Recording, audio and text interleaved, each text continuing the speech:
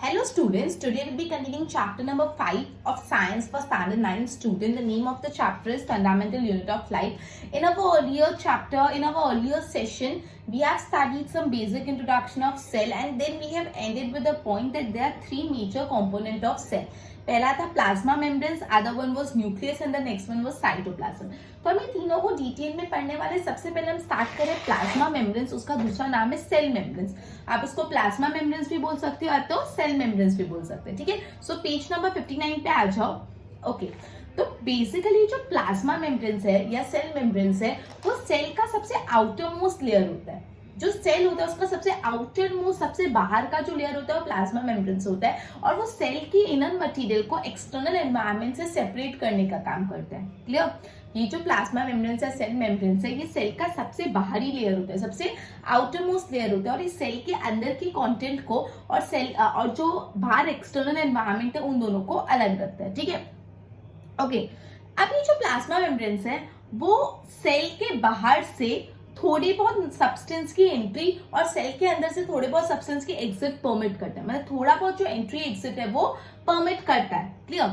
इसलिए plasma membranes को हम सिलेक्टिवली प्रीएम्बल मेम्ब्रेन्स बोलते हैं. मतलब कुछ कुछ चीजें अंदर बाहर करना अलाउड होता है तो सिलेक्टिवली प्रीएम्बल मेम्ब्रेन्स, मतलब प्रीएम्बल मतलब इन आउट अलाउ होना. कुछ कुछ चीजों का इन आउट अलाउड है सिलेक्टिवली प्रीएम्बल मेम्ब्रेन्स का. क्लियर? तो सबसे पहले बात ये बोली, जो प्लाज्मा मेम्ब्रेन्स है वो सेल का सबसे आउटर मोस्ट लेयर होता है. क्लियर? और ये सेल के इंटरनल कंटेंट को सेल जो एक्सटर्नल एनवायरनमेंट है उससे अलग करता है. क्लियर?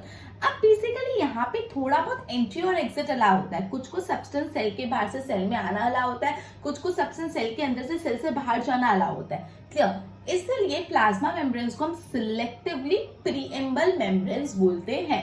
क्लियर? ये बहुत ही इंपॉर्टेंट आंसर है. Why plasma membranes is known as selectively permeable membranes. तो आपको लिखना है कुछ कुछ एंट्री एग्जिट अलाउ होता है इस वजह से. क्लियर? अब हम बात करते हैं कुछ कुछ सब्सटेंस जैसे कार्बन डाइऑक्साइड हो गया, ऑक्सीजन हो गया, can move across the cell membranes by the process of diffusion. जैसे कार्बन डाइऑक्साइड हो गया, जैसे ऑक्सीजन हो गया, वो सेल से अंदर बाहर कैसे करता है? By the process of diffusion. अब डिफ्यूजन क्या होता है? अपन को ये बात पता है, जब भी कोई रीजन में हायर कॉन्सेंट्रेशन है कोई सब्सटेंस का और कोई दूसरे रीजन में उसी सब्सटेंस का लोअर कॉन्सेंट्रेशन है तो वो सब्सटेंस हायर कॉन्सेंट्रेशन से लोअर कॉन्सेंट्रेशन में हमेशा फ्लो होता है. क्लियर?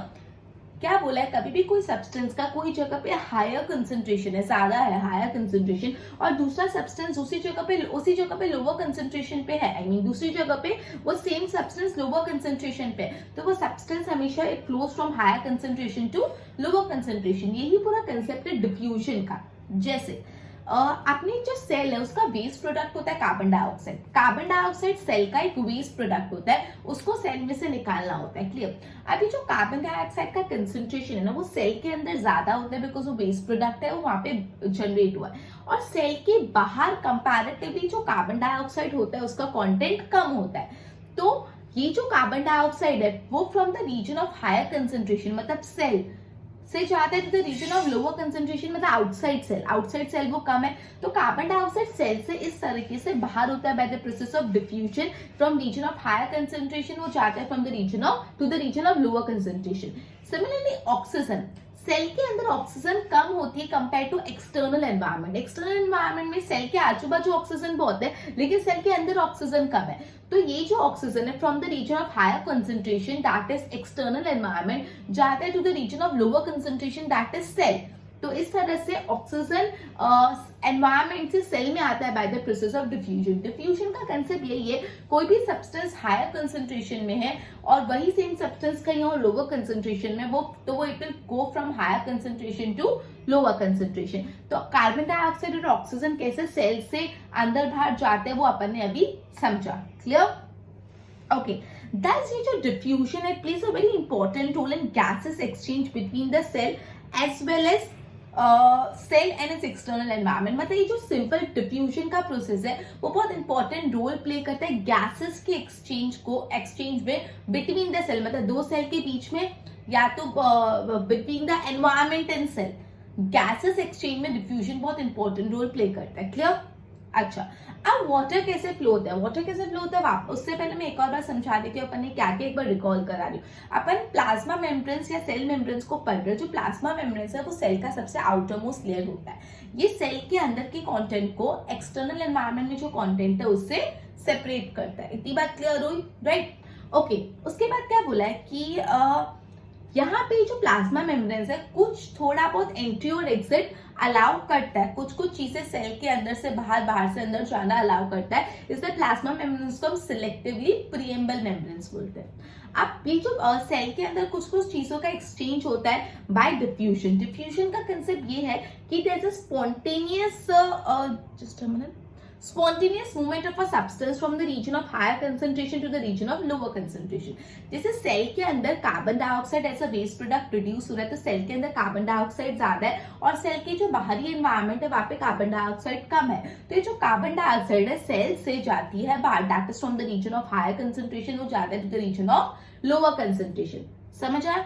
उसी तरह ऑक्सीजन का भी बात करते हैं। जो ऑक्सीजन है वो सेल के अंदर कम है और जो आजू बाजू का एनवायरनमेंट है वहां पे ऑक्सीजन ज्यादा है, तो वो आजू बाजू के environment that is higher concentration region से जाती है सेल के अंदर that is lower concentration region में। मतलब डिफ्यूजन बहुत ही इंपॉर्टेंट रोल प्ले करता है गैसेस एक्सचेंज में between the cell and within the cell and the external environment. Clear? अब जो वाटर है वो भी डिफ्यूजन का प्रोसेस फॉलो करता है। It also obeys the laws of diffusion. ये जो डिफ्यूजन का लॉ है वो वाटर भी फॉलो करता है। ये जो वाटर के मॉलिक्यूल्स का मूवमेंट होता है ना through such selective preamble membranes, मतलब ये जो सिलेक्टिवली प्रीएम्बल मेम्ब्रेन्स है प्लाज्मा मेम्ब्रेन्स के थ्रू जो वाटर का इनफ्लो आउटफ्लो होता है उसको हम ओस्मोसिस बोलते हैं। ओस्मोसिस एक स्पेशल काइंड ऑफ डिफ्यूजन है। ओस्मोसिस एक डिफ्यूजन ही है बट वो थोड़ा स्पेशल काइंड ऑफ डिफ्यूजन है। क्लियर हुआ? मैं क्या बोल रही हूँ कि वाटर भी डिफ्यूजन का प्रोसेस ओबे करता है। जो वाटर मॉलिक्यूल का इन और आउट होता है through the selectively permeable membranes, plasma membrane से जो वाटर इन और आउट करता है उसको बोलते हैं अपन ओस्मोसिस। क्लियर? अब है ना यहाँ पे आपको 3 केसेस दिए हुए जो तीनों बहुत ही इंपॉर्टेंट है, ध्यान रखना। पहला बोला if the medium surrounding the cell has higher water concentration then the cell, मतलब बोला है कि सेल के आजू बाजू जो मीडियम है उसमें अगर हायर वाटर कंसंट्रेशन है एज कंपेयर टू सेल, मतलब सेल के अंदर वाटर कंसंट्रेशन कम है और जो आजू बाजू का मीडियम है वहां पे वाटर का कंसंट्रेशन ज्यादा है, मतलब जो आजू बाजू का मीडियम है वो डाइल्यूट है। डाइल्यूट मतलब बहुत ज्यादा वहां पे पानी का कॉन्टेंट है। तब क्या होगा? The cell will gain water by osmosis. इस सिचुएशन में क्या होगा? सेल में पानी कम है, आजू बाजू में पानी ज्यादा है, तो सेल आजू बाजू से पानी अपने में ले लेगा, तो cell will gain water, cell के पास पानी आ जाएगा। और ये जो सोल्यूशन होता है उसको हम लोग बोलते हैं hypotonic solution. Clear? Hypotonic solution में क्या है? सेल में कंपैरेटिवली कम वाटर कंसंट्रेशन है और सेल कि जो आजू बाजू की सराउंडिंग है सोल्यूशन है मीडियम है वहां पे वाटर कंसंट्रेशन ज्यादा है, तो जो वाटर है वो सराउंडिंग से सेल के अंदर जाएगा, इसको हम लोग बोलते हैं हाइपोटोनिक सोल्यूशन। क्लियर? यहाँ पे एग्जैक्टली क्या हो रहा है? Water molecule are free to pass across the cell membranes in both direction. जो वाटर मॉलिक्यूल है वो दोनों डायरेक्शन में इन आउट करने को तैयार है, मतलब बाहर से अंदर और अंदर से बाहर दोनों जगह वाटर मॉलिक्यूल अंदर बाहर कर रहे हैं, लेकिन जो वाटर मॉलिक्यूल अंदर जा रहे हैं वो ज्यादा है कंपेयर टू वाटर मॉलिक्यूल जो सेल से निकल रहे हैं। इसलिए जो सेल है उसमें ज्यादा पानी भर जाता है और सेल थोड़ा स्वेल अप हो जाता है। क्लियर? पहला हाइपोटोनिक सोल्यूशन समझ आया कि जो सराउंडिंग है वहां पे पानी ज्यादा है कंसंट्रेशन कंपेयर टू सेल, तो सराउंडिंग से वाटर चले जाता है सेल के अंदर, इसको बोलते हैं हाइपोटोनिक सोल्यूशन। इस सिचुएशन में दोनों जगह से पानी का मूवमेंट हो रहा है, मतलब सेल के अंदर से भी पानी बाहर जा रहा है और सेल के बाहर से भी पानी अंदर जा रहा है, लेकिन सेल के बाहर से जो पानी अंदर जा रहा है वो ज्यादा है कंपेयर टू सेल के अंदर से पानी बाहर जा रहा है, इसलिए इसको हम लोग बोलते हैं हाइपोटोनिक सोल्यूशन। और यहाँ पे जो सेल है वो स्वेल अप हो जाता है। सेकेंड सिचुएशन में देखो क्या हो रहा है? सेकेंड सिचुएशन में एक तो medium is exactly same water concentration as the cell. अब सेल के आजू बाजू का जो मीडियम है उसमें उतना ही पानी का कंसंट्रेशन है जितना सेल के अंदर है, मतलब सेल में भी उतना ही पानी का कंसंट्रेशन है, आजू बाजू जो सराउंडिंग मीडियम है उसमें भी उतना ही पानी का कंसंट्रेशन है। फिर क्या हो रहा है? There will be no net movement of water across the cell membranes। तो जब दोनों जगह इक्वल पानी है तो नेट मूवमेंट सेल मेम्ब्रेन्स के अक्रॉस 0 होगा, मतलब ना पानी बाहर जाएगा ना अंदर आएगा। ठीक है? ऐसे सॉल्यूशन को हम आइसोटोनिक सॉल्यूशन बोलते हैं। क्या नाम है? आइसोटोनिक। मतलब यहाँ पे एग्जैक्टली क्या हो रहा है? जो भी वाटर का कंसंट्रेशन है मीडियम आउटसाइड द सेल और सेल के अंदर दोनों जगह इक्वल है, तो जो नेट मूवमेंट है ना पानी का इधर और उधर का वो 0 है, और ऐसे सोल्यूशन को हम लोग बोलते हैं आइसोटोनिक सोल्यूशन। यहाँ पे एक्सैक्टली क्या हो रहा है? Water crosses the cell membranes in both direction, दोनों डायरेक्शन में पानी इनफ्लो आउटफ्लो हो रहा है, मतलब सेल से भी बाहर जा रहा है और बाहर से भी सेल में आ रहा है, लेकिन the amount of the water जो अंदर जा रहा है और जो बाहर जा रहा है वो इक्वल है, इस वजह से overall movement of water zero है, ठीक है, इसलिए सेल की साइज जैसी है वैसी रहेगी। दूसरी सिचुएशन क्या थी, पहली सिचुएशन में कॉन्सेंट्रेशन ऑफ वाटर मीडियम में ज्यादा है, सेल में कम, दूसरी सिचुएशन दोनों में इक्वल है। थर्ड सिचुएशन में क्या है, जो कॉन्सेंट्रेशन ऑफ वाटर है वो सेल के अंदर ज्यादा है कंपेयर टू सराउंडिंग मीडियम, इस सिचुएशन में क्या होगा, जो वाटर है वो सेल से बाहर निकल के चले जाएगा सराउंडिंग मीडियम में, क्लियर। तो यहाँ पे एग्जैक्टली, और इस सॉल्यूशन को बोला जाता है हाइपरटोनिक सॉल्यूशन, क्या बोला जाता है, हाइपरटोनिक सॉल्यूशन। यहाँ पे वाटर अगेन दोनों डायरेक्शन से सेल मेम्ब्रेन से क्रॉस हो रहा है, लेकिन इस टाइम जितना पानी सेल से जा रहा है वो ज्यादा है कंपेयर टू जितना पानी सेल में आ रहा है, इस वजह से सेल श्रिंक हो जाएगा क्योंकि उसका पानी लूज हुआ। ये तीन सिचुएशन ऑस्मोसिस की क्लियर हुई। तीन टाइप के सोल्यूशन है, पहला हाइपोटोनिक, दूसरा आइसोटोनिक एंड तीसरा हाइपरटोनिक। क्या हुआ तीनों सिचुएशन में, पहले सिचुएशन में क्या हुआ, पहले सिचुएशन में ऐसा हुआ जो सेल के अंदर पानी कम है और मीडियम में पानी ज्यादा है, तो मीडियम से पानी सेल में आया, इस सोल्यूशन को बोलते हैं हाइपोटोनिक सोल्यूशन। फिर सेल के अंदर भी उतना ही पानी जितना सराउंडिंग मीडियम है, तो नेट इफेक्ट कुछ नहीं है, इसको आइसोटोनिक। फिर सेल के अंदर पानी ज्यादा है कंपेयर टू सेल के बाहर, तो सेल से पानी चले गया, इसको hypotonic solution, clear. Okay, thus osmosis is a special case of diffusion through selectively permeable membranes। ये भी बहुत इंपॉर्टेंट है कि osmosis एक स्पेशल टाइप का डिफ्यूजन है जो एक सिलेक्टिवली permeable membranes आते हैं। सिलेक्टिवली permeable membranes कौन सा है, प्लाज्मा मेम्ब्रेन्स के थ्रू होता है, right. Okay, thus diffusion is important in exchange of gases and water in the life of cell। मतलब सेल के अंदर पानी का जो एक्सचेंज होता है और वाटर का जो एक्सचेंज होता है, उन दोनों चीज के लिए डिफ्यूजन बहुत ही इंपॉर्टेंट रोल प्ले करता है, क्लियर। ओके, अब लास्ट सेकंड पैराग्राफ देखो, जो प्लाज्मा मेम्ब्रेन है ना बहुत फ्लेक्सिबल है and it is made up of organic molecule called lipids and protein. जो प्लाज्मा मेम्ब्रेन्स की हम बात करें वो बहुत ही ज्यादा फ्लेक्सिबल है, उसमें मूवमेंट पॉसिबल है और फ्लेक्सिबल है, और वो किससे बना हुआ है, वो ऑर्गेनिक प्रोटीन से, ऑर्गेनिक मॉलिक्यूल से बना हुआ है, जैसे लिपिड्स और प्रोटीन। तो पूछ सकते हैं प्लाज्मा मेम्ब्रेन्स कौन से ऑर्गेनिक मॉलिक्यूल से बना हुआ है, तो वो बना हुआ है लिपिड्स और प्रोटीन से, clear. Okay, Okay, however, we can observe the structure of plasma membranes only through electron microscope। लेकिन अगर हमको प्लाज्मा मेम्ब्रेन्स का पूरा स्ट्रक्चर समझना है तो हम उसके स्ट्रक्चर को एक इलेक्ट्रॉन माइक्रोस्कोप की मदद से ही देख सकते हैं, ऐसे नहीं देख सकते, क्लियर हुआ। ओके, उसके बाद the flexibility of cell membranes also enable the cell to engulf the food and such material from external environment. ये सेल मेम्ब्रेन्स इतना फ्लेक्सिबल है इसलिए वो एक्सटर्नल एनवायरनमेंट से फूड को भी अपने अंदर एनगल्फ कर लेता है, और ये जो प्रोसेस है ना, उस प्रोसेस को हम लोग बोलते हैं एंडोसाइटोसिस। मतलब बेसिकली जो प्लाज्मा मेम्ब्रेन से इतना फ्लेक्सिबल है कि वो आजू बाजू एक्सटर्नल एनवायरनमेंट से फूड और दूसरे मटेरियल को अपने अंदर एनगल्फ कर लेता है, और ये प्रोसेस को बोलते हैं एंडोसाइटोसिस। और यूजुअली अमीबा ये प्रोसेस यूज करता है फूड को अक्वायर करने में, क्लियर। अपन को पता है सिडोपोडिया अपना एक्सटेंडेड फीड, ठीक है, फॉल्स फीड को एक्सटेंड करके, ओके। तो ये अपना पूरा था सेल मेम्ब्रेन्स या तो प्लाज्मा मेम्ब्रेन्स, जिसको हम सिलेक्टिवली परमेबल मेम्ब्रेन्स बोलते हैं। क्यों बोलते हैं वो भी अपन ने पढ़ा। उसके बाद अपन ने डिफ्यूजन बेसिकली पढ़ा और ओस्मोसिस पढ़ा, ठीक है। उसके बाद प्लाज्मा मेम्ब्रेन्स लिपिड्स और प्रोटीन से बना हुआ है, और एंडोसाइटोसिस प्रोसेस को का मतलब क्या होता है, सारे के सारे बहुत इंपॉर्टेंट है, एक बार इसको गो थ्रू करो। उसके बाद अपन सेल मेम्ब्रेन स्टार्ट करते हैं, राइट।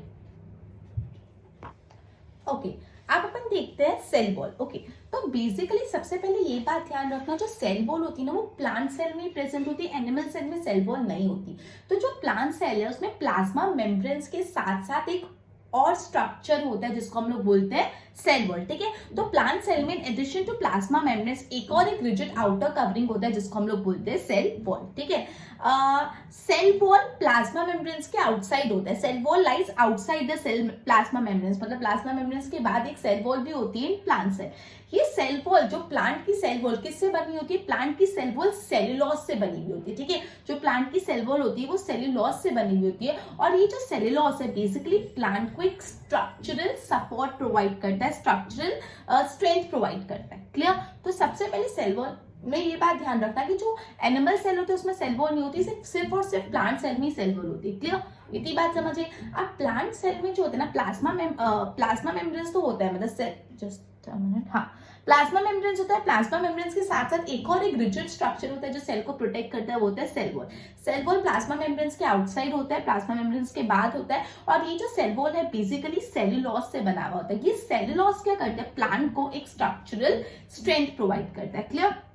ओके, तो बेसिकली जो लिविंग प्लांट सेल्स होते हैं उसमें सेल वॉल होता है। अब इसका क्या एक्चुअली रोल होता है, जब सेल के आजू बाजू का मीडियम बहुत डाइल्यूट है, मतलब जब बहुत आजू बाजू में पानी है, तो ये जो वाटर है वो सेल के अंदर जाता है by the process of osmosis, और जो सेल है वो स्वेल अप होकर उसके फटने के बहुत हाई चांसेस होते हैं, क्योंकि जब सेल में पानी जा रहा है, सेल स्वेल अप हो रहा है, तो वो सेल की वॉल पे बहुत ज्यादा प्रेशर एक्सर्ट करता है। अब सेल वॉल क्या करता है, जितना अंदर सेल से प्रेशर आ रहा है उतना ही सामने प्रेशर एक्सर्ट करता है, जिससे सेल फटता नहीं और वो जो भी चेंजेस होते हैं उसको सेल सर्वाइव कर पाता है। क्लियर? मैं वापस समझा रही, सेल वॉल का क्या प्लांट में रोल होता है। तो जो यूजुअली लिविंग प्लांट सेल होते हैं उसमें सेल वॉल होता है। अब क्या होता है, जब आजू बाजू के एनवायरमेंट में, आजू बाजू के मीडियम में पानी का कंसंट्रेशन बहुत ज्यादा है, तो ये जो एक्स्ट्रा कंसंट्रेशन ऑफ वाटर है वो सेल के अंदर जाएगा bye the process of osmosis, और ये जो सेल है वो बल्ज होता जाएगा, फूलता जाएगा, और उसके फटने के चांसेस बहुत ज्यादा हो जाएंगे, क्योंकि बहुत प्रेशर आता है पानी का। लेकिन सेल वॉल क्या करता है, इक्वल प्रेशर देता है सेल पे।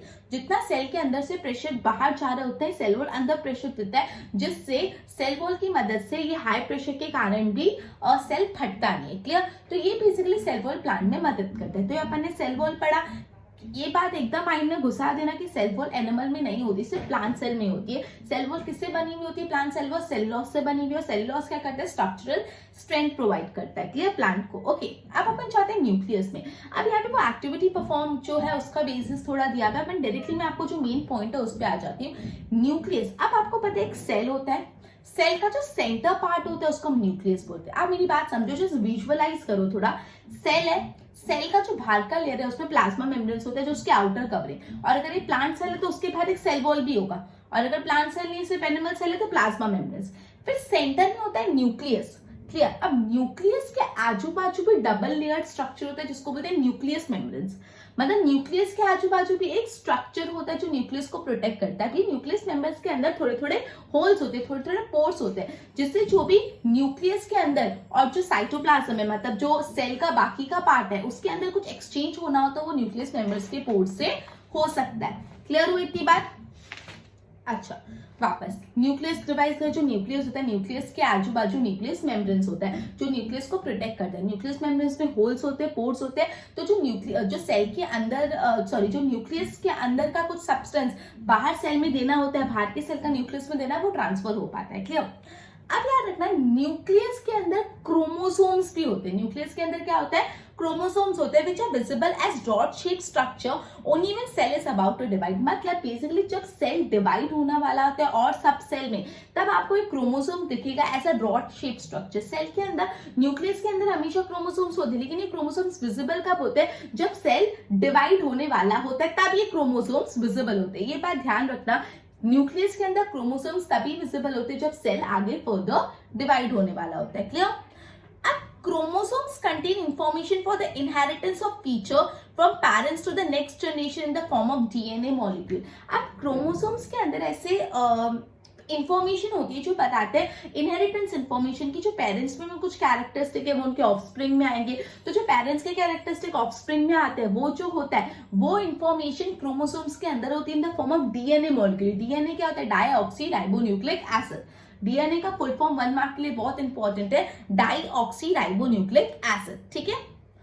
ओके, अब क्रोमोसोम्स बेसिकली डीएनए और प्रोटीन से बना हुआ होता है। क्रोमोसोम्स किससे बना होता है, डीएनए और प्रोटीन। अपन ने पढ़ा जो न्यूक्लियस होता है, न्यूक्लियस के अंदर क्रोमोसोम्स होते हैं। ये जो क्रोमोसोम्स है वो तभी विजिबल होते हैं जब सेल फर्दर डिवाइड होने वाला होता है। क्रोमोसोम रॉड शेप के होते हैं। क्लियर? अब क्रोमोसोम्स के अंदर इंफॉर्मेशन होती है जो बताता है पेरेंट्स से ऑफस्प्रिंग में जो भी कैरेक्टरिस्टिक इनहेरिट करने वाले हैं उसके बारे में। क्लियर? ओके, अब बेसिकली ये जो क्रोमोसोम्स होते हैं वो in the form of DNA molecule, DNA deoxyribonucleic acid. Chromosome DNA और प्रोटीन से मिलके बनता है। इतनी बात क्लियर हुई? Okay, functional segment of DNA are called genes. मतलब डीएनए जो होता है उसका जो फंक्शनल यूनिट होता है, जो उसमें एक्चुअली फंक्शनल यूनिट होता है, उसको बोलते हैं genes. Clear? Okay, in a cell which is not dividing, मतलब मैंने आपको बताया कि जब सेल डिवाइड होता है तो क्रोमोसोम्स विजिबल होते हैं, लेकिन जो सेल अभी डिवाइड नहीं हो रहा उस टाइम पे the DNA is present as a part of chromatin material. मतलब बोला है कि जब भी सेल डिवाइड होता है तो क्रोमोसोम्स दिखते हैं, लेकिन जब सेल डिवाइड नहीं होता जो ये डीएनए है वो कैसे दिखता है, as a part of chromatin material. अब क्रोमेटिन मटेरियल क्या होता है, थ्रेड जैसा कुछ एंटेंगल स्ट्रक्चर होता है, और जब ये सेल डिवाइड होने वाला है तो ये क्रोमेटिन मटेरियल कन्वर्ट हो जाता है क्रोमोसोम्स में। क्लियर हुआ? ये पैराग्राफ में बहुत सारा कंटेंट है, मैं वापस समझा रही हूँ। आपने न्यूक्लियस में ऐसा पढ़ा, न्यूक्लियस के आजू बाजू डबल लेयर की कवरिंग होती है जिसको हम न्यूक्लियस मेम्ब्रेन्स बोलते हैं। बात क्लियर हुई? ओके, उसको हम न्यूक्लियस मेम्ब्रेन्स बोलते हैं, राइट? ओके, न्यूक्लियस मेम्ब्रेन में छोटे छोटे पोर्स होते हैं, थोड़ा बहुत transfer of the substance allow करता है। इतनी बात क्लियर? ओके, उसके बाद ये चीज है कि जो न्यूक्लियस होता है उसके अंदर होते हैं क्रोमोसोम्स, और ये क्रोमोसोम्स कब विजिबल होते हैं, जब सेल एक्चुअली डिवाइड होने वाला है। ये क्रोमोसोम्स के अंदर ऐसी इंफॉर्मेशन होती है जो बताता है पेरेंट्स से ऑफस्प्रिंग में जो जो कैरेक्टरिस्टिक इनहेरिट होने वाले वो इंफॉर्मेशन होती है in the form of DNA molecule. DNA मतलब deoxyribonucleic acid, उसका फुल फॉर्म। क्रोमोसोम्स डीएनए और प्रोटीन से बनते हैं, ठीक है। अपन ने ये पढ़ा क्रोमोसोम्स रॉड शेप होते हैं और ये तब विजिबल होते हैं जब सेल डिवाइड होने वाला है। तो जब सेल डिवाइड नहीं होने वाला तो डीएनए किस फॉर्म में होंगे, क्रोमोसोम्स तो होगा ही नहीं, तो तब वो क्रोमेटिन मटेरियल में होंगे। क्रोमेटिन मटेरियल कुछ एंटेंगल थ्रेड जैसा स्ट्रक्चर होता है, क्लियर। और अब जब सेल डिवाइड होने वाले हैं तो क्रोमेटिन मटेरियल किस में कन्वर्ट हो जाता है, क्रोमोसोम्स में, क्लियर। अब बोला ये जो न्यूक्लियस है ना बहुत इंपॉर्टेंट रोल प्ले करते हैं सेलुलर रिप्रोडक्शन। मतलब जब एक सेल डिवाइड होता है फर्दर 2-3 सेल में, फिर वो और फर्दर डिवाइड होते हैं, फिर वो और फर्दर डिवाइड होते हैं, तो ये जो सेलुलर रिप्रोडक्शन होता है उसमें न्यूक्लियस बहुत ही इंपॉर्टेंट रोल प्ले करता है, क्लियर। ओके, अब कुछ कुछ ऑर्गेनिजम्स होते हैं जैसे bacteria, the nuclear region of the cell may be poorly defined due to the absence of nucleus membranes। मतलब कुछ कुछ ऐसे सेल होते हैं जैसे बैक्टीरिया जिसका जो न्यूक्लियस वाला रीजन है ना अच्छा नहीं होता, वेल डिफाइंड नहीं होता, क्योंकि उसके आजू बाजू न्यूक्लियस मेम्ब्रेन्स नहीं होता, क्लियर। तो और ये जो अनडिफाइंड न्यूक्लियर रीजन है उसमें न्यूक्लिक एसिड होता है जिसको हम न्यूक्लियोइड बोलते हैं। वापस समझा रही, कुछ कुछ ऐसे ऑर्गेनिजम्स होते हैं जैसे बैक्टीरिया, उसका जो न्यूक्लियस रीजन है वेल डिफाइंड नहीं होता, इतना अच्छा नहीं होता, मतलब आजू बाजू न्यूक्लियस मेम्ब्रेन्स ही नहीं होता। ऐसा जो न्यूक्लियर रीजन होता है जो वेल डिफाइंड नहीं होता, जिसके आजू बाजू न्यूक्लियस मेम्ब्रेन्स होता है, जिसमें बेसिकली न्यूक्लिक एसिड होता है, उसको हम लोग न्यूक्लियोइड बोलते हैं। और ऐसे सेल जिसमें न्यूक्लियस मेम्ब्रेन्स नहीं होता है वैसे सेल को बोला जाता है such organism who cell lack nucleus membranes, उसको प्रोकैरियोट्स बोला जाता है। ये बहुत इंपॉर्टेंट है। ऐसे ऑर्गेनिज्म जिनके सेल में न्यूक्लियस मेम्ब्रेन्स नहीं होता वैसे ऑर्गेनिज्म को प्रोकैरियोट्स बोला जाता है। उल्टा ऐसे ऑर्गेनिज्म जिसमें एक वेल डिफाइंड न्यूक्लियस, जिनके सेल में एक वेल डिफाइंड न्यूक्लियस मेम्ब्रेन्स होता है वैसे ऑर्गेनिज्म को यूकैरियोट्स बोला जाता है। क्लियर हो इतनी बात प्रोकैरियोट और यूकैरियोट्स की? Okay, prokaryote cells also lack the most of the cytoplasm organelle, जिसके बारे में अपन आगे पढ़ेंगे। बेसिकली ये न्यूक्लियस के बारे में था। सेल वॉल कंप्लीट हुआ, अब न्यूक्लियस वापस डिवाइड कर। न्यूक्लियस में क्या होता है, न्यूक्लियस मेम्ब्रेन्स होता है। न्यूक्लियस मेम्ब्रेन में छोटे छोटे होल्स होते हैं जिससे न्यूक्लियस के अंदर और जो साइटोप्लाज्म मतलब जो सेल के बाकी के पार्ट में कुछ एक्सचेंज होना होता है वो हो पाता है, क्लियर। उसके बाद जो न्यूक्लियस होता है उसके अंदर क्या होता है, क्रोमोसोम्स होते हैं। क्रोमोसोम्स कब विजिबल होते हैं, रॉड शेप के विजिबल होते हैं जब सेल डिवाइड होने वाला है। क्रोमोसोम्स के अंदर इंफॉर्मेशन होती है जो अपन को बताता है जो भी कैरेक्टरिस्टिक पेरेंट्स से ऑफस्प्रिंग में इनहेरिटेंट होते हैं, क्लियर। अब ये जो इंफॉर्मेशन होती है वो डीएनए मॉलिक्यूल में होता है जिसको हम लोग बोलते हैं deoxyribonucleic acid. जो क्रोमोसोम्स होता है वो डीएनए और प्रोटीन से बना हुआ होता है। डीएनए का जो फंक्शनल यूनिट होती है उसको हम जीन्स बोलते हैं। अब जब सेल डिवाइड नहीं हो रहा तो डीएनए किस फॉर्म में होता है, क्रोमेटिन मटेरियल फॉर्म में। क्रोमेटिन मटेरियल कुछ थ्रेड जैसा स्ट्रक्चर होता है, एंटेंगल फॉर्म में। और जब सेल डिवाइड होते हैं तो डीएनए किस में कन्वर्ट हो जाता है, क्रोमोसोम्स में, क्लियर। अब जो सेलुलर रिप्रोडक्शन होता है मतलब सेल्स फर्दर डिवाइड होते जाते हैं उसमें न्यूक्लियस बहुत ही इंपॉर्टेंट रोल प्ले करता है। फिर अपन ने पढ़ा कुछ कुछ ऐसे ऑर्गेनिज्म होते हैं जैसे बैक्टीरिया, उसमें वेल डिफाइंड न्यूक्लियर रीजन नहीं होता ना, उसमें न्यूक्लियर मेम्ब्रेन्स नहीं होता। ऐसे जहाँ पे वेल डिफाइंड न्यूक्लियर रीजन नहीं होता वहां पे एक्चुअली पूरा न्यूक्लिक एसिड होता है और वैसे न्यूक्लियर उसको क्या बोलते हैं, न्यूक्लियोइड बोला जाता है। वैसे रीजन को न्यूक्लियोइड बोला जाता है। तो वो ऑर्गेनिज्म जहाँ पे जिसके सेल में प्रॉपर न्यूक्लियस मेम्ब्रेन्स नहीं उनको प्रोकैरियोट्स बोला जाता है। और ऐसे ऑर्गेनिज्म जिसमें प्रॉपर न्यूक्लियस मेम्ब्रेन्स होता है उसको यूकैरियोट्स बोला जाता है। बहुत इंपॉर्टेंट है प्रोकैरियोट्स और यूकैरियोट्स, क्लियर। अब नेक्स्ट है साइटोप्लाज्म, राइट। चलो बेसिकली साइटोप्लाज्म क्या होता है, सेल के आजू बाजू प्लाज्मा मेम्ब्रेन्स, अंदर सेंटर में न्यूक्लियस। और बाकी का जो स्ट्रक्चर होता है, जो फ्लूइड स्ट्रक्चर होता है, उसको हम लोग साइटोप्लाज्म बोलते हैं। एक सेल इमेजिन करो, सेल के बॉर्डर पे क्या है, प्लाज्मा मेम्ब्रेन्स, और अगर वो प्लांट सेल है तो सेल वॉल भी है, सेंटर में न्यूक्लियस है, न्यूक्लियस के आजू बाजू न्यूक्लियस मेम्ब्रेन्स। तो जो बाकी का रीजन बच जाता है, जो फ्लूइड रीजन होता है, उसको हम लोग बोलते हैं साइटोप्लाज्म। क्लियर? अब साइटोप्लाज्म के अंदर बहुत सारे सेल ऑर्गेनल होते हैं और ये हर सेल ऑर्गेनल को स्पेशल फंक्शन परफॉर्म करता है। क्लियर? साइटोप्लाज्म के अंदर क्या होता है, सेल ऑर्गेनल होता है, और ये जो सेल ऑर्गेनल है वो कुछ स्पेशल फंक्शन परफॉर्म करते हैं। क्लियर हुआ इतनी बात? Okay, cell organelle are enclosed by membranes. Cell organelle के आजू बाजू भी क्या होता है, मेम्ब्रेन्स होता है। सेल ऑर्गेनल के आजू बाजू भी क्या होता है, मेम्ब्रेन्स होता है, right. In prokaryotic beside the absence of, जो प्रोकैरियोट्स होते हैं उसमें क्या होता है, न्यूक्लियर मेम्ब्रेन्स नहीं होता, साथ ही साथ उनमें मेम्ब्रेन्स बाउंड सेल ऑर्गेनल्स भी नहीं होते। जो प्रोकैरियोटिक होते हैं उसमें क्या होता है, न्यूक्लियस मेम्ब्रेन्स नहीं होता, और उसमें मेम्ब्रेन्स बाउंड सेल ऑर्गेनल्स भी नहीं होते। जो सेल ऑर्गेनल जिनके आजू बाजू प्रोटेक्टिव मेम्ब्रेन्स है वो भी नहीं होता, और जो यूकैरियोट्स होते हैं उसमें न्यूक्लियस मेम्ब्रेन्स भी होते हैं और मेम्ब्रेन्स बाउंड सेल ऑर्गेनल्स भी होते हैं।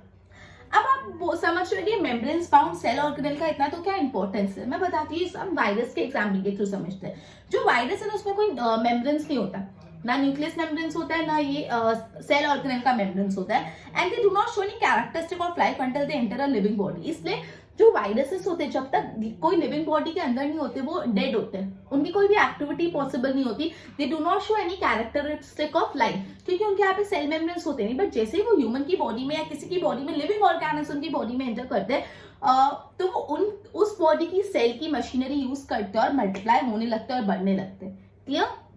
ओके, मैं वापस सेल मेम्ब्रेन्स का मतलब समझा रही, पूरा का पूरा ध्यान यहाँ पे देना। ओके, तो बोला है जैसे सेल है, सेल के आजू बाजू प्लाज्मा मेम्ब्रेन्स, और अगर प्लांट सेल हो तो सेल वॉल भी होगा, सेंटर में न्यूक्लियस, न्यूक्लियस में आजू बाजू न्यूक्लियस मेम्ब्रेन्स, और बाकी का जो फ्लूइड पार्ट बचता है उसको हम लोग बोलते हैं साइटोप्लाज्म। साइटोप्लाज्म के अंदर क्या होता है, सेल ऑर्गेनल होते हैं, और ये जो सेल ऑर्गेनल है वो स्पेशल काम करते हैं, स्पेशल फंक्शन परफॉर्म करते हैं। सेल ऑर्गेनल के आजू बाजू मेम्ब्रेन्स होता है। अब जो प्रोकैरियोट्स होते हैं उसमें न्यूक्लियस मेम्ब्रेन्स नहीं होता, साथ ही साथ मेम्ब्रेन्स बाउंड सेल ऑर्गेनल भी नहीं होते, मतलब जो सेल ऑर्गेनल जिसके आजू बाजू मेम्ब्रेन्स है वो भी नहीं होते। और जो यूकैरियोट्स होते हैं उसमें न्यूक्लियस मेम्ब्रेन्स भी होते हैं, मेम्ब्रेन्स बाउंड सेल ऑर्गेनल भी होते हैं। क्लियर हुआ इतना बात? ओके, अभी जो मेम्ब्रेन्स है उसका कितना सिग्निफिकेंस क्यों है, इतना इंपॉर्टेंस क्यों है? तो जैसे जो वायरसेस होते हैं फॉर एग्जाम्पल उनमें मेम्ब्रेन्स नहीं होता, तो जब वायरस कोई लिविंग ऑर्गेनिज्म की बॉडी में एंटर नहीं करते तब तक उनकी कोई लाइफ ही नहीं होती, वो कोई एक्टिविटी नहीं कर सकते। लेकिन जैसे वो लिविंग बॉडी में एंटर करते हैं वो लिविंग बॉडी की सेल मशीनरी यूज करके मल्टीप्लाई होने लगते हैं। क्लियर? तो बेसिकली ये जो तीनों आज अपन ने टॉपिक पढ़े, पूरा प्लाज्मा मेम्ब्रेन्स, पूरा सेल वॉल और पूरा न्यूक्लियस, साइटोप्लाज्म, ये चारों के चारों बहुत ही ज्यादा इंपॉर्टेंट है। Plasma membrane, cell wall, nucleus, cytoplasm बहुत इंपॉर्टेंट है ऑब्जेक्टिव पॉइंट ऑफ व्यू से भी और in fact long answer point of view से भी। अब लास्ट अपना सेल ऑर्गेनल के थोड़े टॉपिक बाकी है एंड अपना चैप्टर ही कंप्लीट हो जाएगा। ठीक है, नेक्स्ट अपन चैप्टर कंप्लीट कर लेते हैं। Children, good bye.